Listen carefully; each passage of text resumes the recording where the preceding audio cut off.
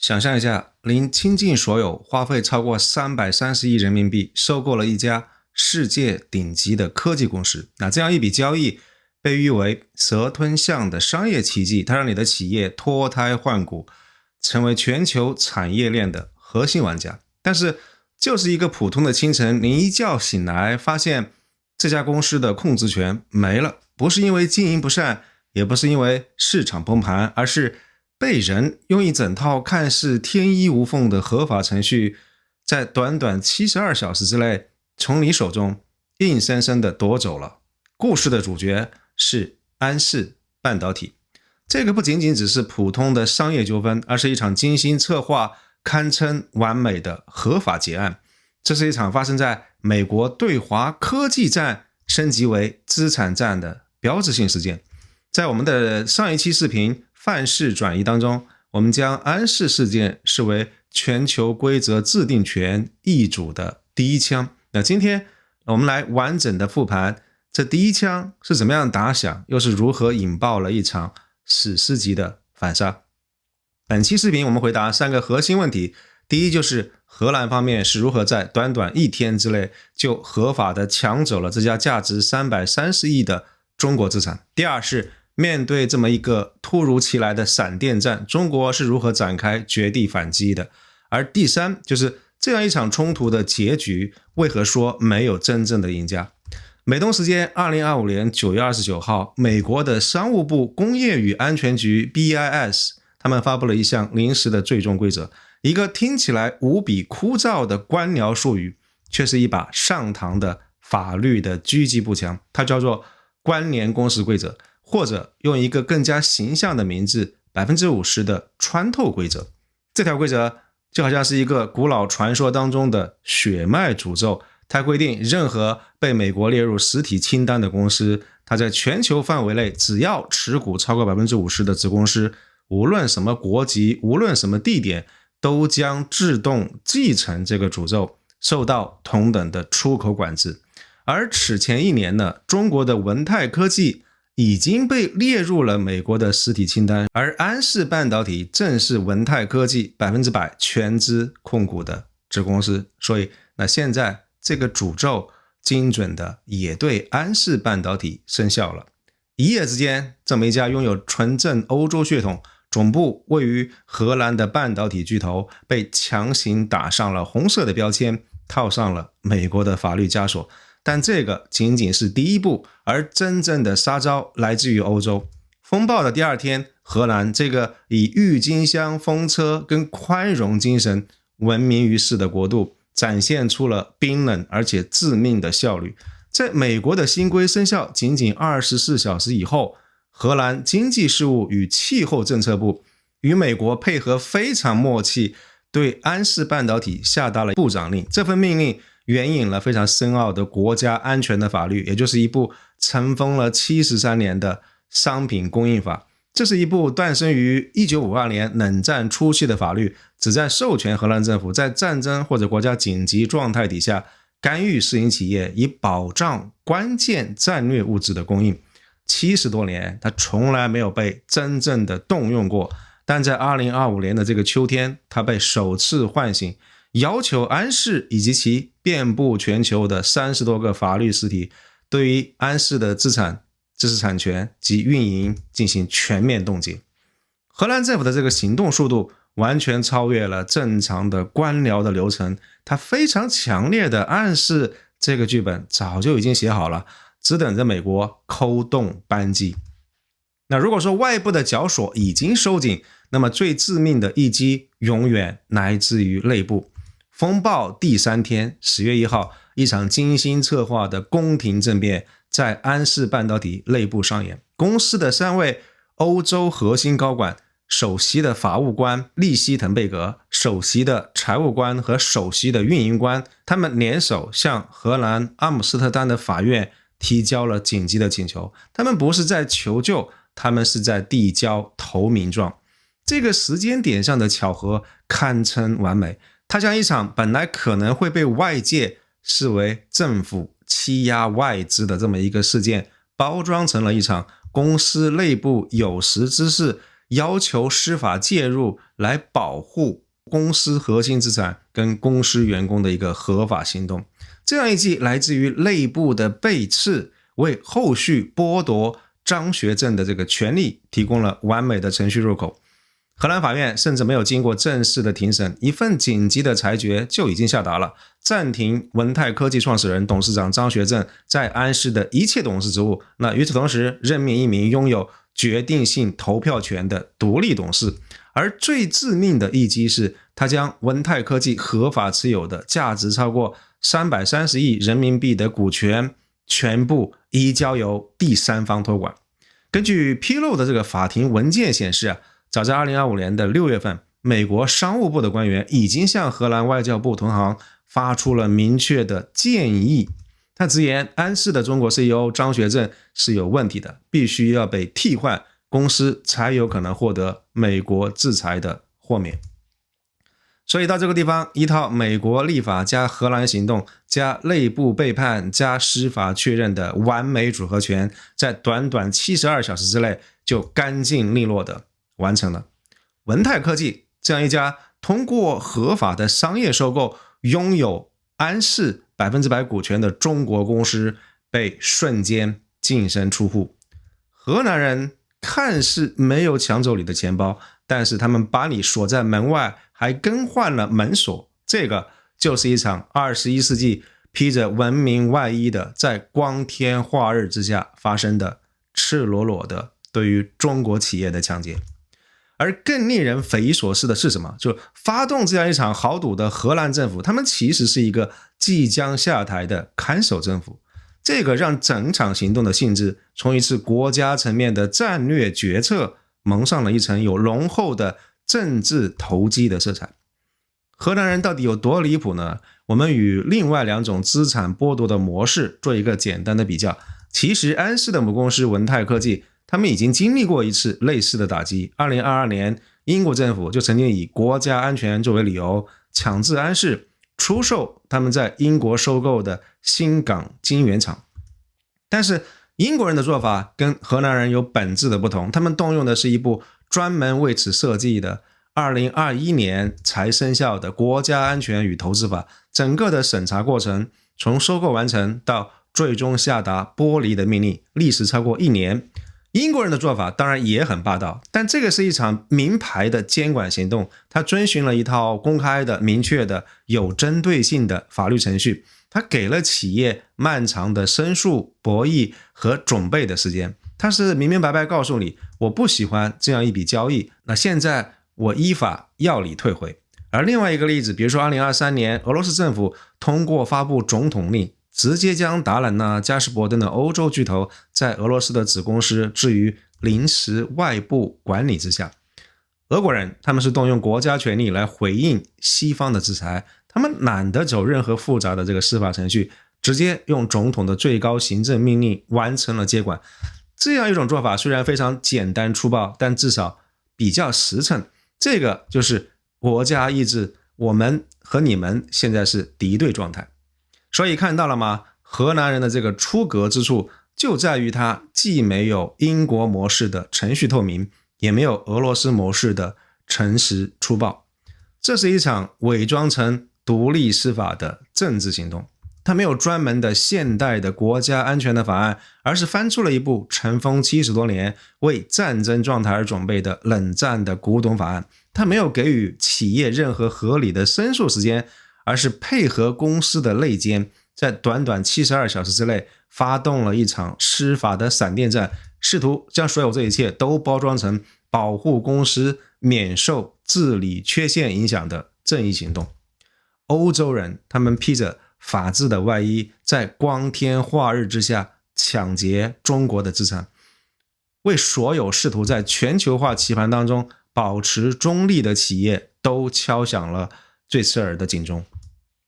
我们要理解本场安氏风暴的根源，要回到2018年，回到那一场被业界称之为蛇吞象的经典收购案。故事的主角是文泰科技，那当时它还是全球最大的手机代工厂，听起来非常风光，但是创始人张学正内心其实充满了焦虑。因为 ODM 这个行业处在产业链的微笑曲线的底端，利润微薄如刀片，而且还要看下游手机品牌巨头的脸色。张学正他知道要摆脱这样一种被支配的命运，那必须要向上游走，去抓住那些高附加值的核心技术。他的目光锁定在了半导体，而安氏半导体这是一家血统高贵的公司，他们的历史可以追溯到欧洲半导体工业的摇篮飞利浦半导体，而后来成为恩智浦的标准产品事业部。它继承了欧洲企业严谨的工程文化跟深厚的技术积累。它就好像是一家家道中落的欧洲贵族，它的技术底蕴深厚，但是与此同时需要新的活力。更重要的是什么？安氏它并不是在追踪3纳米、2纳米的这些尖端的芯片技术，而是在一个我们普通人常常会被忽略但却至关重要的领域做到了绝对的王者，那就是基础芯片。那到底什么是基础芯片呢？就是那些构成所有电子系统的砖瓦，比如说功率芯片、逻辑器件、二极管等等。那这些东西技术上不是最顶尖，但需求量极大，品质要求极高，尤其是在汽车行业。那安氏半导体他们恰恰就是全球汽车芯片领域的顶尖玩家。它的车规级功率半导体全球第二，它的小信号晶体管跟二极管全球第一。在你的车里面，从辅助驾驶的系统到娱乐系统，再到动力控制，可能有成千上百颗芯片都来自于安氏。那所有这些安氏的芯片还有一个致命的特点，就是有极高的替换成本。因为汽车厂商他们一旦选定了安氏的芯片，并且通过了非常严苛的 AEC Q100 的这个认证，就意味着这颗芯片要在高温、高湿、高振动的环境底下稳定工作10几年甚至几十年。想要换掉它可以，但是你必须要重新设计、重新测试、重新认证，整个的过程耗时数年，成本极高。所以这个就形成了一种非常强大的路径依赖。整个欧洲的汽车工业，尤其是德国的汽车巨头，他们对于安氏的芯片已经上瘾，根本就离不开。欧洲半导体市场 37% 的需求都来自于汽车行业，这个比例远超全球平均水平。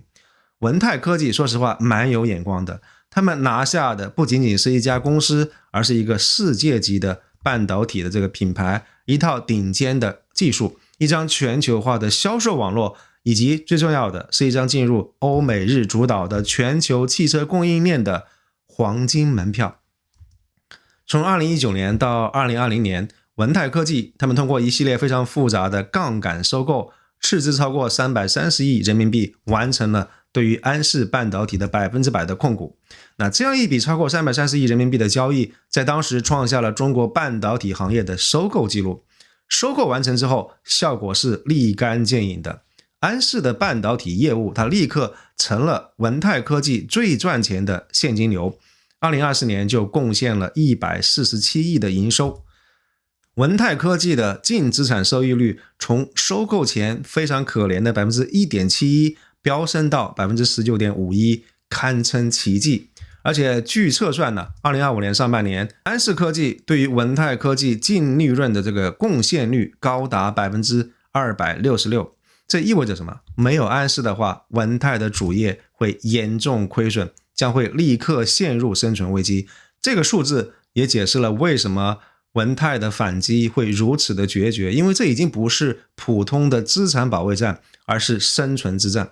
张学正他亲自出任了安氏半导体的 CEO， 也做了一个改变一切的战略决策。他将安氏源自于欧洲的这个强大的车规级的基因，与当时正在以前所未有的速度爆发的中国新能源的汽车市场进行了深度的绑定。那这个决策是天才之举，因为它让安氏的业绩一路狂飙，但与此同时也让这颗欧洲的心脏开始为中国的躯体全力泵血。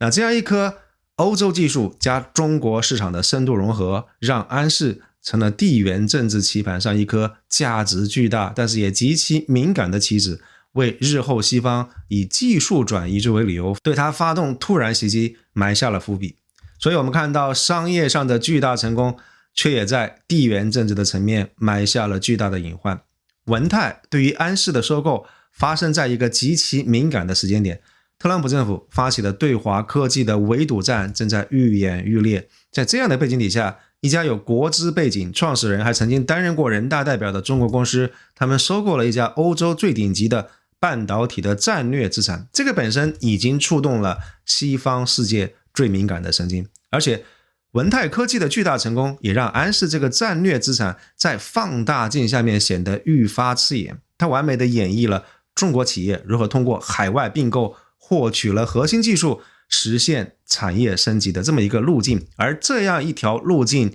恰恰是美国对华科技绞杀战最想要堵死的一条路。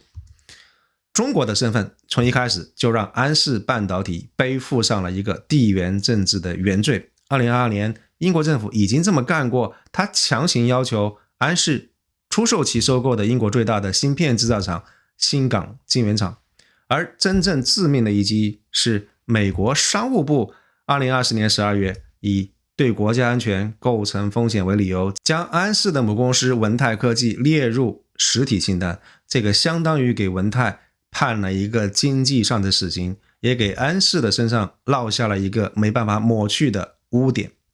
我想安氏的这个运营模式可以概括为欧洲技术的核心加中国的产能基地，它的核心的研发中心在德国汉堡跟英国的曼彻斯特，但是有大约 70% 的后端封装测试的产能都在东莞。那与此同时，它有大约 80% 的最终产品都卖给了中国市场。在天下太平的全球化时代，这样一个全球范围的资源配置是效率的典范，但是在地缘政治对抗的今天，这个就成了一个致命的弱点。它的价值链被清晰地分割在两大阵营，西方控制着安氏半导体的大脑，也就是核心技术，而中国控制着安氏的身体，也就是物理的生产跟它的市场。那这样一种结构为后来的这个冲突双方都提供了绝佳的杠杆。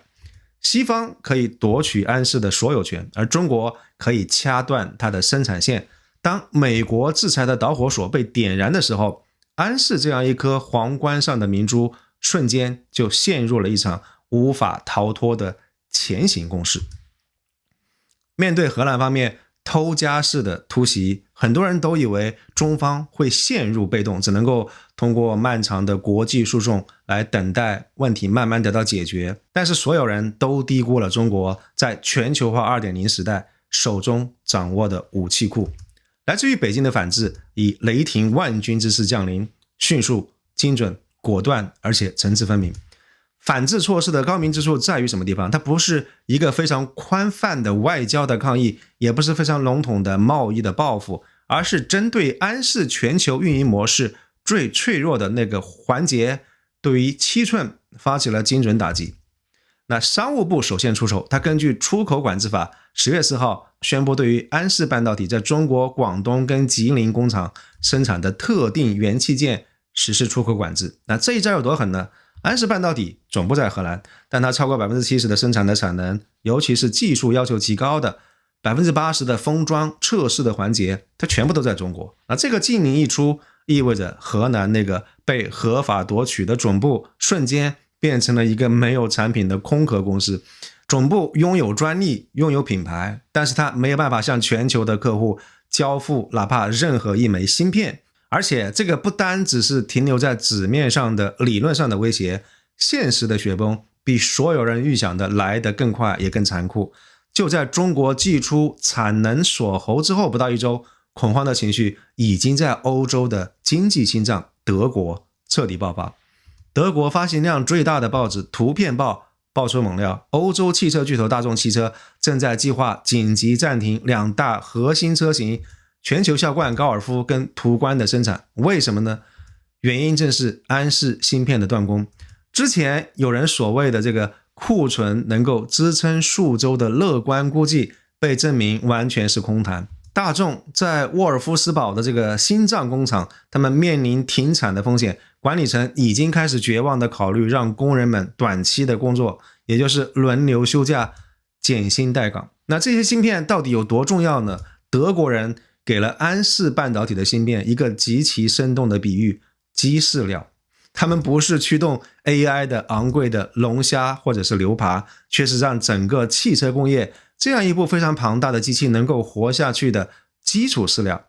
他们的技术不顶尖，但是少了一颗从电视到洗衣机再到价值100万的汽车，整条产线都要趴窝。那所以这样一下，整个德国的工业界他们都坐不住了。德国汽车工业协会更是发出了近乎哀嚎的警告，如果安氏的供应中断没办法迅速解决的话，欧洲汽车业将会面临大规模的停滞。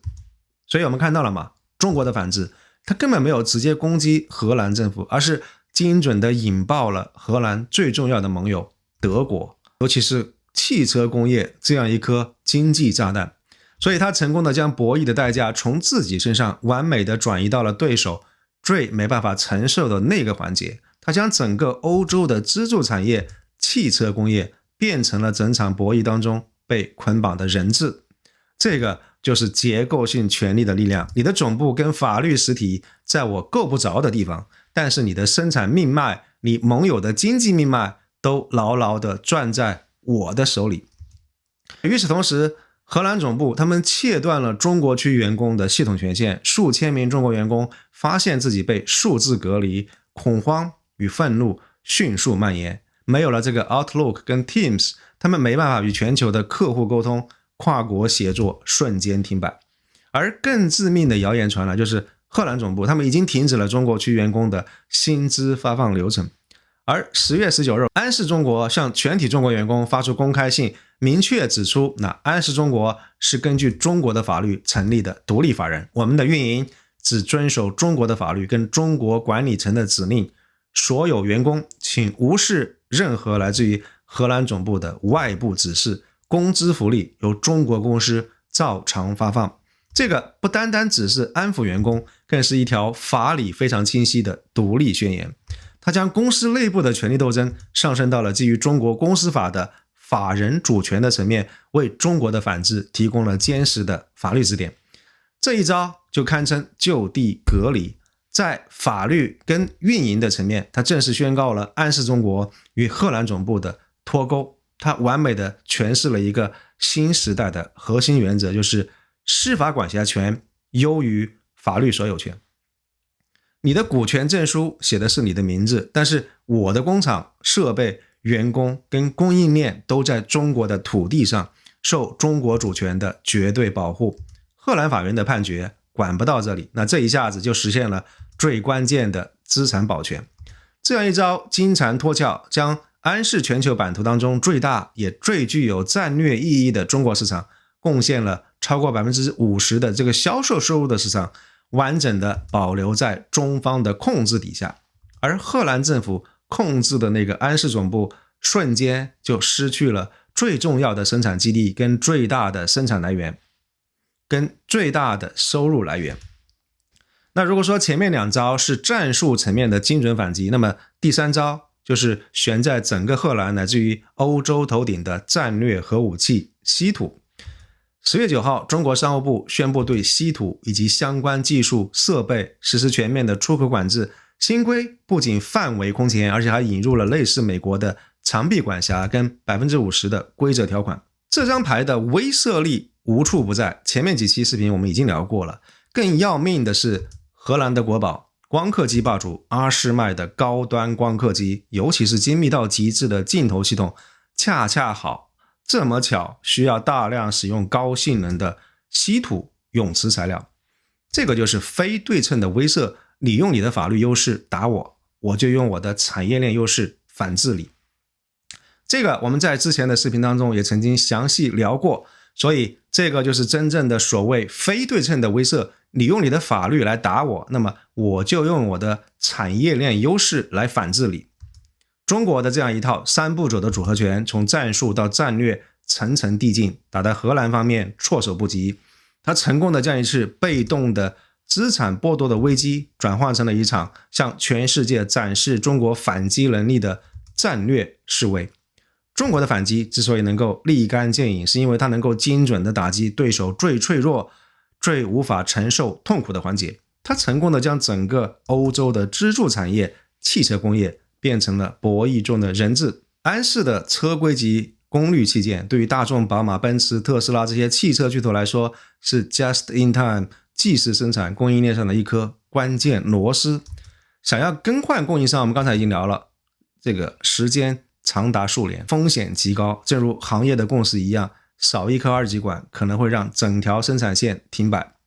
安氏供应链的中断让恐慌情绪迅速蔓延，所以我们看到这场博弈从荷兰政府最开始自以为是的胁迫博弈，也就是他觉得中国的理性选择应该是为了避免资产全部损失而选择妥协，但是他们严重低估了中国手里的牌，他忽略了中国拥有可以彻底改变博弈性质的，也就是掀桌子的能力。所以我们看到所以胁迫博弈瞬间演变成了一场惨烈的懦夫博弈。我们可以想象一下，两辆汽车在一条狭窄的公路上迎面高速对冲，谁先转弯谁就是懦夫，但如果谁都不转弯，结果就一定是车毁人亡，两败俱伤。在这样一场懦夫博弈的游戏当中，车毁人亡的后果就是安氏全球供应链崩溃，欧洲汽车产业大规模停产，引发经济衰退跟社会动荡。中国的策略之所以高明，在于他看准了在这样一场比拼意志力的游戏当中，对于撞车后果最恐惧、容忍度最低的不是文泰科技，而是德国、法国的政府。这是一种非常经典的围点打援，通过打击你最脆弱的盟友来迫使你就范，而最终在这样一场比拼谁先眨眼的游戏当中，拥有对实体产业链更强控制力的一方就会成功的将博弈的代价转移给了对手最无法承受的环节。那如果说国家层面的博弈是主战场，那么在安氏半导体的公司内部，一场同样激烈的内战也同时爆发，地缘政治的巨大压力也催生了一场残酷的内部权力的斗争。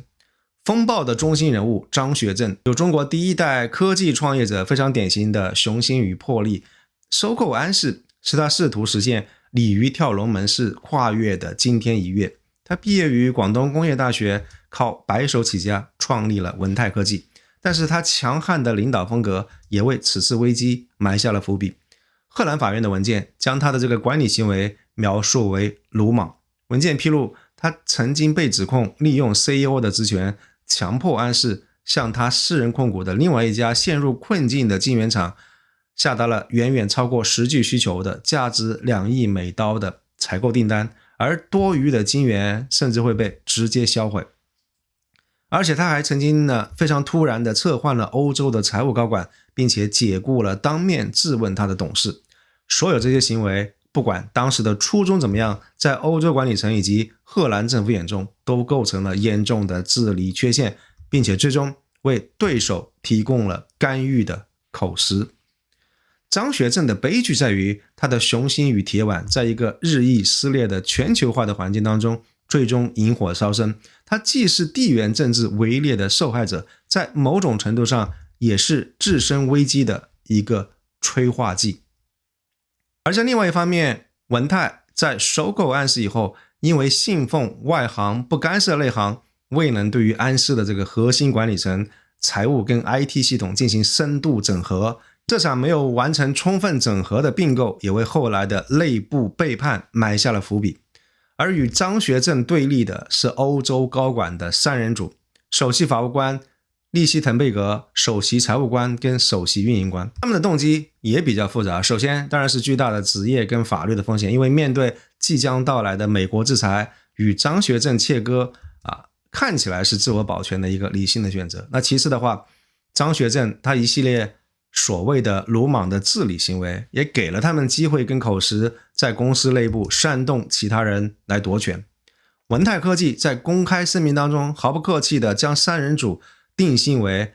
个别外籍管理层发动的董事会的政变，指责他们是借着政治的压力行夺权之实。这样一场冲突将创始人兼 CEO 张学正与欧洲这3个人推到了直接的对立面。而对于数千名安氏中国的员工来说，这个72小时如同过山车一样，前一秒钟他们还是令人艳羡的跨国公司的精英，享受优厚的薪酬跟全球化的工作环境，而下一秒钟，他们已经被总部无情的数字流放，甚至面临断薪的窘境。荷兰总部的一刀切式的隔离，本意是要威慑，但是起到了反效果。他将中国员工彻底推向了对立面，让他们感到自己被抛弃和背叛。这种情感上的疏离，使得他们非常自然的就选择跟本地的管理层站在一块儿。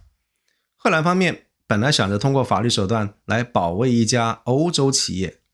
结果却在文化跟情感上彻底失去了这家企业最重要的组成部分，也就是人心的向背，是决定企业命运的关键。文泰科技呢，在事件爆发之后，股价一度接连跌停，但是在中国宣布反制措施，安氏中国宣布独立以后，股价却上演了地天板式的惊天逆转，并且收获涨停。资本市场的反应是最诚实的，这个 V 字形的走势非常完美的勾勒出了市场情绪从绝望到重拾信心的戏剧性的转变，也是对于中国反制措施有效性的最强的背书。那么这样一场惊心动魄的攻防战，最终的结局真的是没有赢家吗？表面上来看确实如此，文泰科技330亿的这个投资面临巨大的损失，荷兰方面抢到的只是一个僵尸企业，而全球汽车供应链更是遭受了一次代价非常高昂的休克疗法。但是如果我们把镜头拉远一点，看得更深入一些，这场风暴的废墟之上，一个全新的足以改写未来10年全球商业竞争的规则已经诞生，我们可以称之为安氏模式。它不再是零散的战术，而是一整套完整的作战理论，其背后是2个正在重塑世界的底层逻辑。第一个逻辑是资产的引力场，也就是物理法则重新定义商业版图。那让我们想象一个资产引力场的模型，一个跨国企业的核心价值有点类似于宇宙当中的星体，它必然会被最强的引力源所捕获。那这个引力场的强度由2个因素来决定，第一个就是最大的市场到底在什么地方，以及第二个就是不可替代的核心产能在什么地方。文泰科技收购安氏，并且将其战略重心全面转向中国新能源汽车市场的这个决策，极大的增强了中国的引力场。当安氏超过 70% 的产出跟 50% 的收入都与中国深度绑定的时候，它的价值的重心早就已经从法律上的荷兰的赖梅亨不可逆转的漂移到了物理上的中国东莞。荷兰政府他们试图通过几张法律文件强行将这个价值的核心拉回欧洲，但这本质上是在对抗商业世界最基本的物理规律，因此必然会遭到引力场巨大的反作用力，这个就是中国反制力量的根源。所以这个也揭示了新时代的第一条铁律，法律的所有权正在被物理控制权所压倒。你的资产最终属于哪里，不再仅仅取决于股权证书上的签名，而取决于它被哪一个最强的资产引力场牢牢的吸附。第二个逻辑是供应链的核威慑，也就是战略平衡定义权力边界。那如果说资产引力场解释了力量的来源，那么供应链的核威慑则定义了力量的使用方式。在全球化的棋盘当中，谁掌握了产业链当中某个不可或缺而且短期内难以替代的关键环节，谁就拥有了等同于军事上的核武器。它轻易不会使用，但是存在本身就是一种强大的威慑，它相互确保摧毁的战略平衡。中国在本场博弈当中打出来的正是2张核威慑的牌。第一张是战术核武器，对于安氏中国 70% 的封测产能的绝对控制。当荷兰发动常规打击，也就是法律夺权的时候，中国直接展示了按下这样一颗核按钮的决心，瞬间瘫痪了安氏的全球业务，将欧洲汽车产业置于人质的地位。而第二张是战略核武器，对于全球稀土供应链的近乎垄断。这张牌甚至超越了安氏事件本身，直接威慑荷兰的经济支柱阿斯麦。所以这个也揭示了新时代的第2条铁律，未来的国家竞争力不仅仅取决于创造价值的能力，更取决于在必要的时候控制乃至于中断价值链的能力。这个就是供应链威慑取代法律诉讼成为终极打击手段的根本原因。资产的引力场加上供应链的核威慑，这两大底层逻辑共同构成了安氏模式的核心，它标志着中国在全球商业博弈当中开始从被动的规则接受者向主动的战场定义者来转变。理论的推演，我们终究还是要回到现实的牌桌。就在这样一场风暴席卷全球产业链之后，一通电话为这样一场商业战争的上半场画上了一个意味深长的句号，也正式开启了下半场的外交博弈。这通电话是中国的商务部长王文涛应约与荷兰的经济大臣卡雷曼斯进行的通话。那注意一下这个细节，应约，短短2个字，信息量巨大。它非常清晰地表明，在外交的棋盘上，攻守之势已经意味那个曾经主动出击，想要在72小时之内就闪电绞杀的荷兰人，如今他们却不得不主动拿起电话寻求对话，变成了是被动接招的一方。而中方在通话当中的立场非常清晰，也非常强硬，字字千钧。那第一，中方说荷兰此举严重影响全球产供链的稳定。这句话直接将本次事件的性质从一家公司的内部纠纷拔高到了全球经济秩序的高度。潜台词是什么？荷兰，你现在惹的不是文泰这一家公司而已，而是全球汽车产业的稳定，你正在成为规则的破坏者。第二个就是中方敦促荷方秉持契约精神，市场化、法治化的原则。这个是一句非常辛辣的反讽，中国正在用西方最引以为傲的词汇来反击他们最让人不齿的政治干预的行径。这个等于是向全世界说，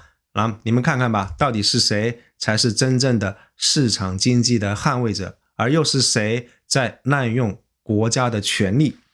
第三个，中方要求荷方切实保护中国投资者的合法权益。那这句话正式宣告安氏的资产安全已经不再只是文泰一家企业的事情，而是被纳入了中国的国家利益的保护范畴。所以这样一通电话的真正意义，它不在于解决了什么问题，而在于它确立了什么。它在全世界面前为荷兰的行为定了性，而且也为中国的反制立下了规矩。它为中国未来任何可能的行动升级，不管是进一步的贸易反制，还是启动国际投资的仲裁，都铺平了坚实的法理跟道义的基础。而荷兰方面呢，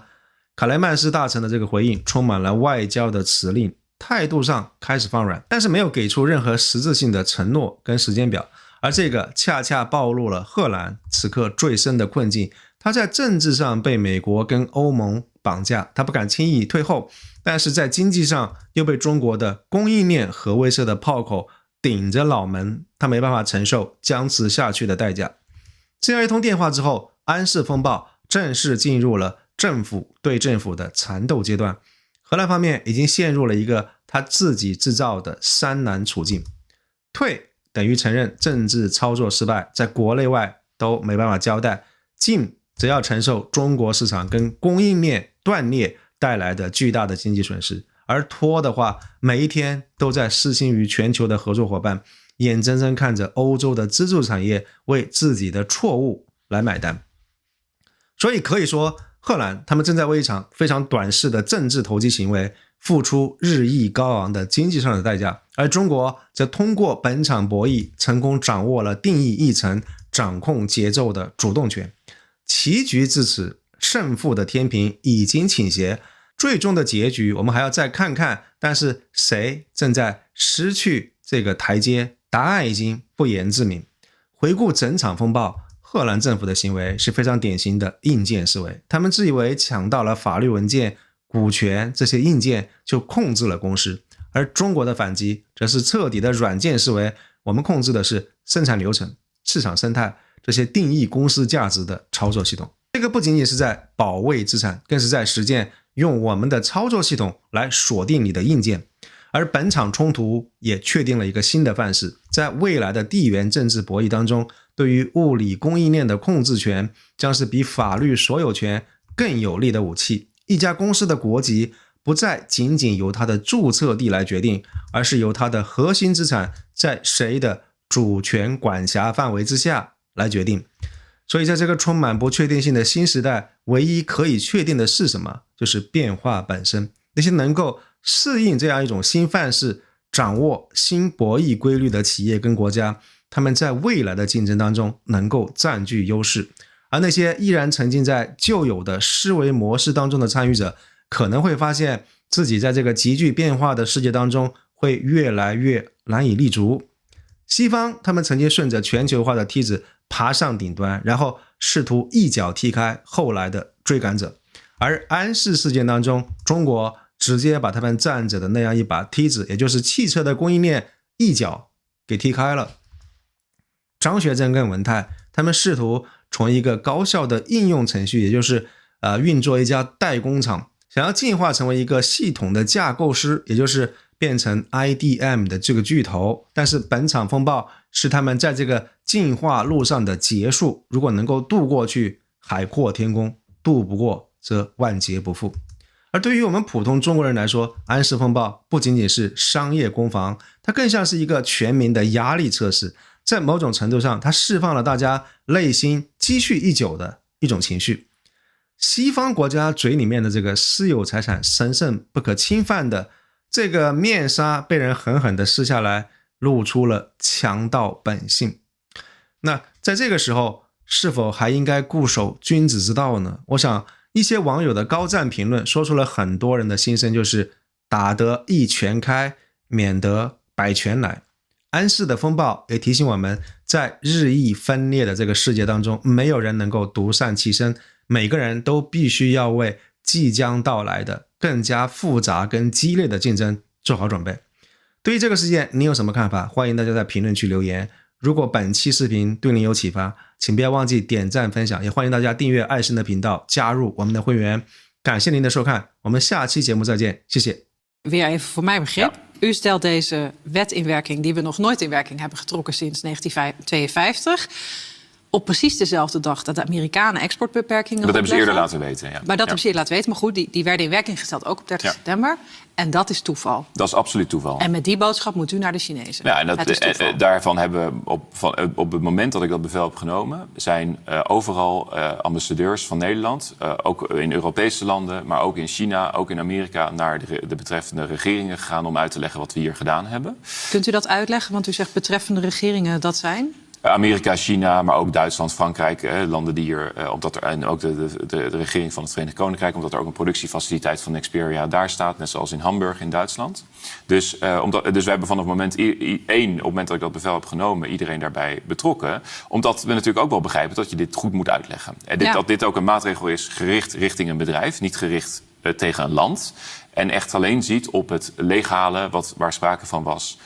van die vennootschap door die bewuste bestuurder. Heeft u al contact gehad met uw ambtsgenoot in Duitsland? Ja. En wat zijn ze gezegd? Ze hebben begrip voor het besluit dat wij genomen hebben. Want als ik dit niet gedaan had, dan was Europa, vanaf dat moment als die CEO was geslaagd in zijn operatie om alles weg te halen uit Europa, dan was vanaf dat moment Europa voor 100% afhankelijk voor dit soort chips, qua kennis, kunde en capaciteit van buitenlandse landen. En dat is een hele kwetsbare situatie, zeker in crisissituaties. Dus zij snappen heel goed dat wij deze stap genomen hebben. Het, ondanks maar zij maken zich natuurlijk wel zorgen over de situatie.